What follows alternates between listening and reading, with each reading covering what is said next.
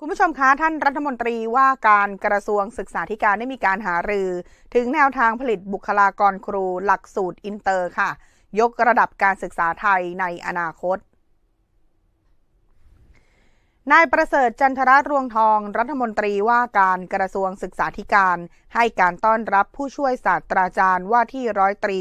กิตติคุณรุ่งเรืองคณบดีคณะศึกษาศาสตร์มหาวิทยาลัยศรีนครินทรวิโรธหรือมศวและคณะในโอกาสเข้าหารือแนวทางผลิตบุคลากรครูหลักสูตรอินเตอร์ยกระดับการศึกษาไทยในอนาคตโดยมีผู้ช่วยศาสตราจารย์พลระพีทุมมาพันธ์รองเลขาธิการครุสภาและคณะทำงานรัฐมนตรีว่าการกระทรวงศึกษาธิการเข้าร่วมณห้องประชุมวชิราวุธกระทรวงศึกษาธิการโดยท่านรัฐมนตรีว่าการกระทรวงศึกษาธิการได้กล่าวว่าในวันนี้ได้มีการหารือเกี่ยวกับประเด็นการผลิตครูและเรื่องหลักสูตรที่จะเสริมศักยภาพของครูไทยในส่วนของเด็กที่สนใจศึกษาต่อในคณะครุศาสตร์หรือศึกษาศาสตร์นั้นต้องยอมรับว่า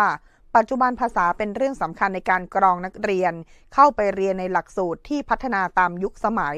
จึงเป็นที่มาของการหารือการทำงานร่วมกันเพื่อผลิตครูที่มีพื้นฐานในการสอนนักเรียนด้วยภาษาอังกฤษในอนาคตซึ่งกระทรวงศึกษาธิการค่ะก็จะร่วมกับหน่วยงานที่เกี่ยวข้องยกระดับในการส่งเสริมการผลิตครูคุณภาพออกมาโดยอาจจะเริ่มต้นกับนักเรียนกลุ่มหนึ่งที่สนใจเรียนต่อในคณะครุศาสตร์มีทุนการศึกษาหรือในอนาคตนะคะอาจมีเงินพิเศษเพิ่มจะต้องมีการพิจารณาให้รอบคอบทุกด้านและศึกษาเพิ่มเติมต่อไปค่ะ